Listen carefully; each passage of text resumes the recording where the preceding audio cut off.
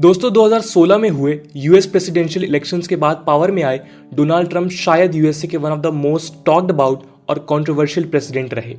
Domestic policy से लेकर उनकी फॉरेन पॉलिसीज तक काफी मैसिव डिबेट्स हुए और कई स्कॉलर्स ने उनकी फॉरेन पॉलिसी को डिसरप्शंस के लिए ब्लेम किया।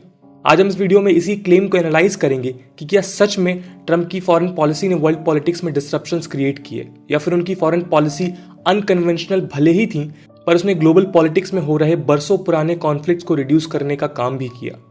तो आइए अब हम जानते हैं ट्रंप की फॉरेन पॉलिसी के उन पहलुओं के बारे में जो मीडिया और पब्लिक परसेप्शन से अलग है। दोस्तों मैं हूं आदर्श गुप्ता और स्वागत है आपका स्टडी आईक्यू में।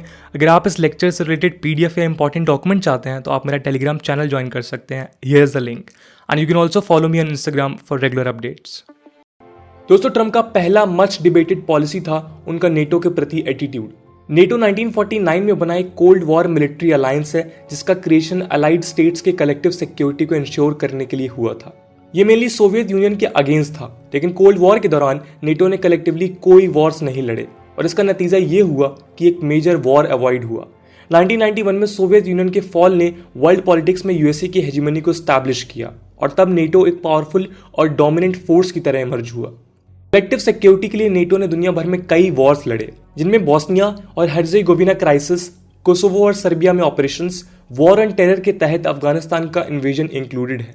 इसके अलावा नेटो ने सोमालिया में पायरेसी के खिलाफ ऑपरेशन ओशन शील्ड और ईस्टर्न मेडिटेरियन में ऑपरेशन एक्टिव एंडेवर से ड्रग ट्रैफिकिंग और मैरीटाइम टेररिज्म को कंट्रोल करने की भी कोशिश की। लेकिन जिन देशों में ये ऑपरेशंस हुए वहां के गवर्नमेंट्स और पब्लिक ने नेटो को क्रिटिसाइज और क्लेम किया कि यूएस अपनी हेजिमनी को यूज कर अपने जियोपॉलिटिकल बेनिफिट्स के लिए कमजोर देशों में इंटरवेंशंस करता है। यूएसए में भी नेटो के अगेंस्ट कई वॉइसेस उठे। इसका मेन रीजन था नेटो में यूएस का मैसिव स्पेंडिंग जो वहां के नेशनल रिसोर्स को डाइवर्ट कर डोमेस्टिक पॉपुलेशन के बेनिफिट्स को इम्पैक्ट कर रहा था।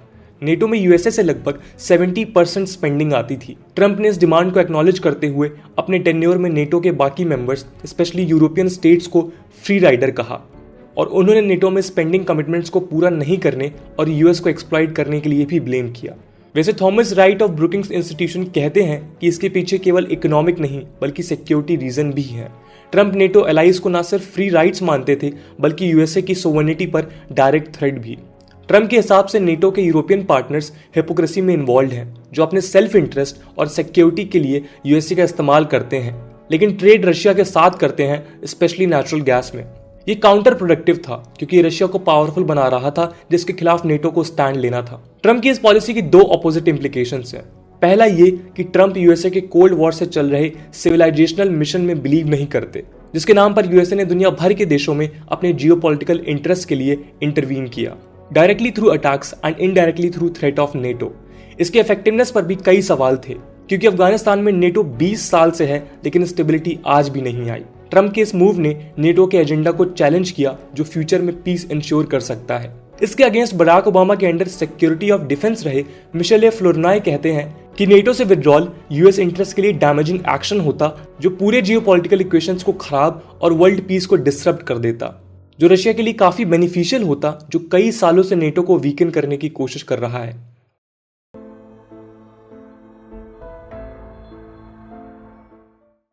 इसके अलावा ट्रंप की फॉरेन पॉलिसी का अगला इंपॉर्टेंट कंपोनेंट है उनकी पॉलिसी इन वेस्ट एशिया। नवंबर 2020 में उन्होंने अनाउंस किया कि यूएस अपने ट्रूप्स को इराक और अफगानिस्तान से विड्रॉ करेगा। इसके बाद ट्रंप ने 500 से 2500 के बीच यूएस ट्रूप्स को इराक से विड्रॉ भी किया। 2019 में ऑलरेडी कई ट्रूप्स को सीरिया से भी विड्रॉ कर लिया गया था। यह भी ट्रंप की अमेरिका फर्स्ट और इनवर्ड लुकिंग पॉलिसी का नतीजा था जहां वो दूसरे देशों को सुधारने की बजाय अपनी तरफ देख रहे थे। इसके अलावा ट्रंप को इजराइल और उसके राइवल देश जैसे यूएई और बहरीन के रिलेशंस को नॉर्मलाइज करने का क्रेडिट भी जाता है। ट्रंप के सपोर्ट से यूएई और बहरीन ने इजराइल के साथ हिस्टोरिक फुल डिप्लोमेटिक रिलेशंस को स्टार्ट किया। बाद में इजराइल के सूडान और मोरक्को के साथ नॉर्मलाइज रिलेशंस का क्रेडिट भी ट्रंप को गया। लेकिन ईरान के साथ न्यूक्लियर डील से विड्रॉल को कई एनालिस्ट क्रिटिसाइज करते हुए कहते हैं कि इसने ईरान को न्यूक्लियर आर्सेनल को बिल्ड करने की तरफ पुश कर दिया है और चाइना को ईरान में स्पेस दे दिया है। आपको बता दें कि आईएईए के हिसाब से इसका कोई एविडेंस नहीं था कि ईरान न्यूक्लियर डील के प्रोविजंस को वायलेट कर रहा है, पर फिर भी ट्रंप ने ईरान को ब्लेम किया। इसके चलते अब न्यूक्लियर थ्रेट फ्रॉम ईरान काफी बढ़ गया है। ट्रंप ने एक और ब्रेक थ्रू डिसीजन लिया और 2020 में तालिबान के साथ दोहा में एक एग्रीमेंट साइन करते हुए अनाउंस किया कि यूएसए अपने ट्रूप्स को अफगानिस्तान से विदड्रॉ करेगा अगर तालिबान कुछ कमिटमेंट्स करे तो। इस हिस्टोरिक डिसीजन को बाद में प्रेसिडेंट बाइडेन ने भी पुश किया और कहा कि सितंबर 2021 तक यूएस ट्रूप्स अफगानिस्तान से चले जाएंगे। ये डिसीजन दशकों से कॉन्फ्लिक्ट और वॉर झेल रहे अफगानिस्तान के लोगों के लिए ये मौका है कि वो अब एक पीसफुल एटमॉस्फेयर में रह सकें। इस डिसीजन को इंडिया ने भी वेलकम किया और ट्रंप और बाइडेन दोनों ने इंडिया की सेंट्रलिटी को भी रिकॉग्नाइज करते हुए अफगान पीस प्रोसेस में एक मेजर स्टेक होल्डर माना। इंडिया और पाकिस्तान दोनों का इस पीस प्रोसेस में इन्वॉल्वमेंट ये इंश्योर कर सकता है कि एक लास्टिंग पीस अफगानिस्तान में स्टैब्लिश हो। हालांकि एक डर ये है कि यूएस विड्रॉल के बाद तालिबान यहां एक पावरफुल फोर्स की तरह इमर्ज ना हो जाए।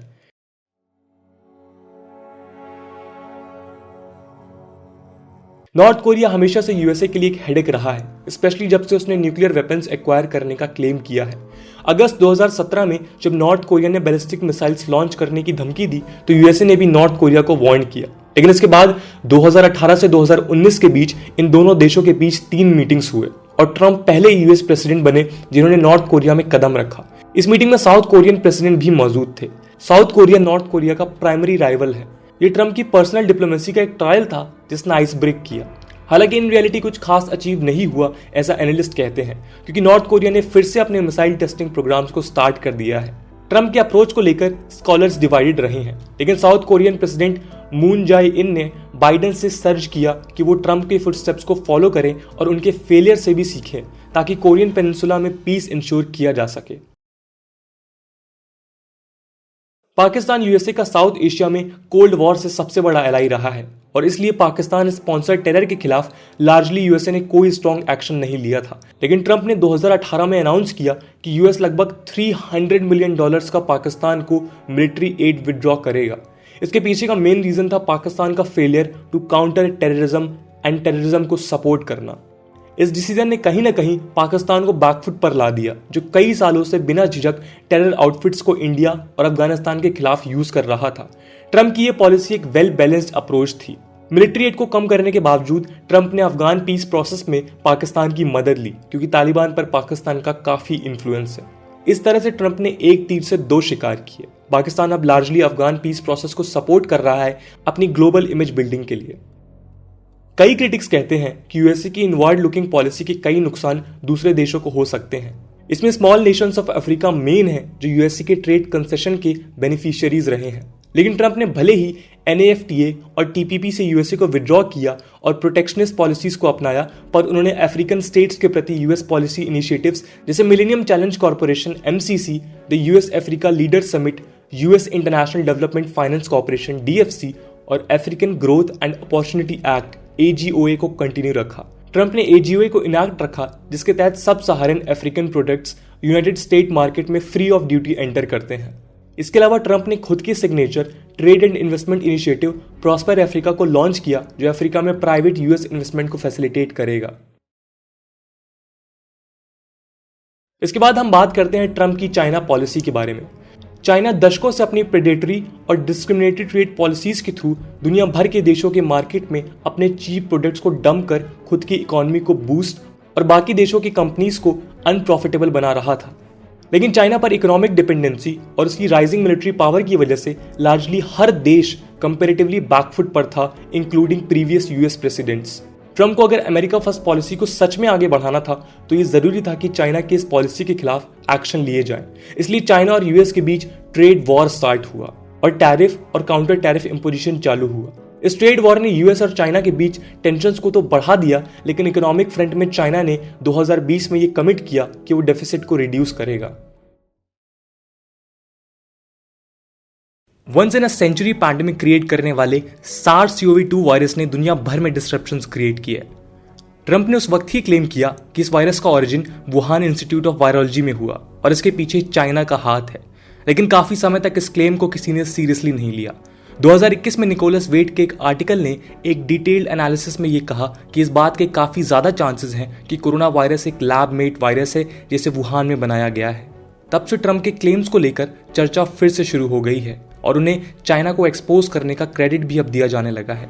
इसी कॉन्टेक्स्ट में ट्रंप ने WHO के बायसेस को भी एक्सपोज करने की कोशिश की और उसमें चाइनीज डोमिनेंस की भी बात की। WHO अब तक चाइना को इस वायरस से रिलेटेड इंफॉर्मेशन को रिलीज करने के लिए फोर्स नहीं कर पाया है, जो ऐसे इंटरनेशनल ऑर्गेनाइजेशंस की क्रेडिबिलिटी को भी क्वेश्चन करता है। यूएस चाइना ट्रेड वॉर के कॉन्टेक्स्ट में ही हम ट्रम्प के क्वाड पॉलिसी के बेनिफिट्स को भी समझ सकते हैं। भले ही यूएस ने बाकी एरियाज में अपनी फोर्सेस को विड्रॉ करने की बात कही, लेकिन इंडो पैसिफिक में बढ़ते चाइनीज एग्रेसिवनेस को काउंटर करने के लिए उन्होंने क्वाड सिक्योरिटी डायलॉग को पुश किया।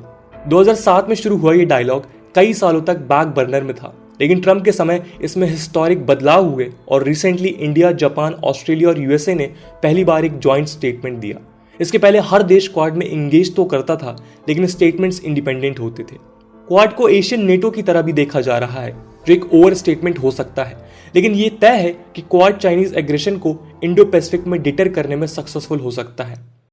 तो दोस्तों, ये था ट्रम्प की फॉरेन पॉलिसीज की कुछ पॉसिबल पॉजिटिव साइड्स का असेसमेंट, जो दुनिया भर में पीस को इनिशिएट कर सकते हैं। हालांकि ट्रम्प के डिसरप्शंस को हम इग्नोर नहीं कर सकते और इसलिए उनका लेगेसी काफी कॉम्प्लेक्स और कॉन्ट्राडिक्टरी है।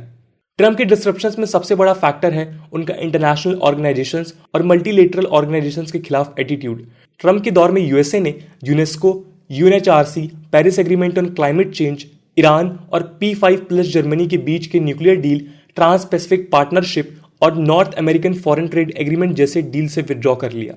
इसके अलावा यूएसए ने WTO जैसे ग्लोबल ऑर्गेनाइजेशन के डिस्प्यूट सेटलमेंट सिस्टम के फंक्शनिंग को भी ऑब्स्ट्रक्ट किया। यूएसए के इन एक्शंस ने एक बार फिर इंटरनेशनल एनार्की के आइडिया को स्ट्रेंथन और इंटरनेशनल ऑर्गेनाइजेशंस की वीकनेस को एक्सपोज किया।